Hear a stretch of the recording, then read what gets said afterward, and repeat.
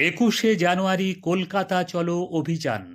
ISF উত্তর 24 পরগনার জেলা কমিটির ডাকে তারই প্রস্তুতি সভা। উত্তর 24 পরগনার আইএসএফ জেলা কমিটির ডাকে রবিবার 29/12/2024 তারিখে দুপুর 2টোয় দেগঙ্গা বাজারে চিত্তবসু মার্কেটের সামনে চারুলতা বিয়ে বাড়ির প্রেক্ষাগৃহে কর্মী সভা ডাকা হয়। এই সভায় উত্তর 24 পরগনার প্রত্যেকটি অঞ্চলের থেকে 2 জন এবং ব্লক ও বিধানসভা কমিটির পক্ষ থেকে 2 জন, এছাড়া পুরনো জেলা কমিটির নেতৃত্ব নিয়ে 21/1/2025 কলকাতা চলোর প্রস্তুতি সভা হয়।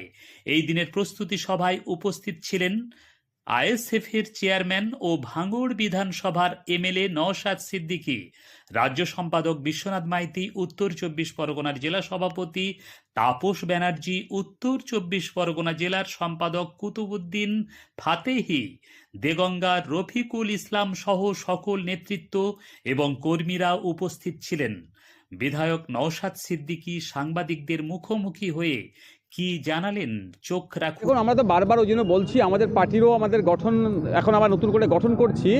এই পর্যায়ে আমরা পার্টির একটা স্পেশাল সেল করছি, কৃষক সেল করছি, কৃষক ভাইদের যে যেগুলো অধিকার আছে সেগুলো বুঝিয়ে দেওয়ার জন্য।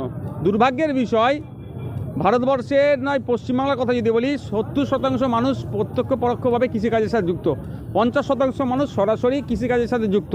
তাদের ইনকাম, মান্থলি ইনকাম কৃষক পরিবার পিছু বিলো 7,000। কেন হবে এটা? আপনি হরিয়ানাতে চলে যান 18,000 20,000, আপনি তামিলনাড়ু চলে যান, পাঞ্জাব চলে যান, বিভিন্ন রাজ্যে চলে যান, ইভেন আপনি কাশ্মীরে চলে যান 15,000 টাকার বেশি। আর যদি আপনি মেঘালয়ে চলে যান, একটা কৃষক পরিবার পিছু মাস গেলে 30,000 টাকা ইনকাম করছে প্রায়।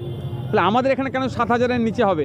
তার নিয়ে আমাদের কোনো পলিসি নাই। বারবার চিৎকার করছি, কৃষক বন্ধুদের বলবো, ভোটটা একবার ঠিক জায়গায় দেন, এই শাসককে উৎখাত করুন, আইএসএফকে সুযোগ দিন, কৃষকদের যাতে আয় বৃদ্ধি হয় এবং যে ভুঁইফোর দালাল মধ্যখানে কৃষকদের উৎপাদিত ফসল সঠিক দাম পাচ্ছে না, সেখানে দালালরা নিয়ে যাচ্ছে, এই দালাল ভুঁইপড়িগুলো বন্ধ করব। আমরা কৃষকদের হাতে যাতে সরাসরি টাকা ওঠে এবং সাবসিডি যাতে কৃষকরা আরও বেশি পায়, তার জন্য আমরা পলিসি আনবো। আপনি যে এগুলো বলছেন কর্মতীর্থগুলো, এইগুলো হচ্ছে করতে হবে। এগুলো করলে একটা হেভি অংশ তোলা মধ্যে পাওয়া যাবে, পার্সেন্টেজ পাওয়া যাবে। ফলে কি মেন মার্কেট থেকে 2 কিলোমিটার 1 কিলোমিটার দূরে কে আপনার এই মার্কেট দেগঙ্গার মেন মার্কেট সে ওখানে মার্কেট করতে যাবে ভাই? ফলে ওগুলো ব্যবহারের অযোগ্য হচ্ছে। শুধু পরিকল্পনার অভাব, এখান থেকে লুটবো এই চিন্তা ভাবনা নিয়ে। কেন মার্কেটের লাগোয়া করতে পারছো তো?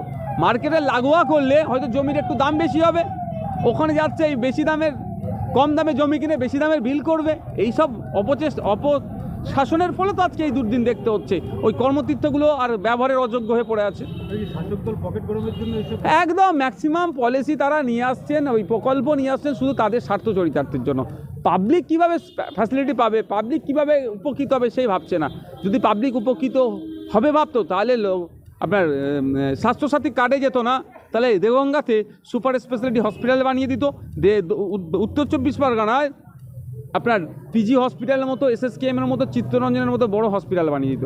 ভাইজান শেষ প্রশ্ন, এই প্রতিষ্ঠাটা এটাই যে তার বুথভিত্তিক, বুথে সকাল সকাল উঠেই আগে পতাকা উত্তোলন করতে হবে, তারপরে বুথের সমস্ত মানুষজন যারা আইএসএফের শুভাকাঙ্ক্ষী, আইএসএফের কর্মী সমর্থক, তাদের নিয়ে কলকাতায় আসো। অধিকার সমাবেশে বেলা 12টার থেকেই, একদম আমরা 12টা 1 হতে দেবো না, 12টা থেকেই আমরা অধিকার সমাবেশ করব। কয়েক ঘন্টার পরে ছেড়ে দেবো, কিন্তু অধিকার সমাবেশে এসে যে আওয়াজগুলো তুলব সেগুলো আবার ফিরে গিয়ে বুথের সাধারণ মানুষের কাছে পৌঁছে দেওয়া।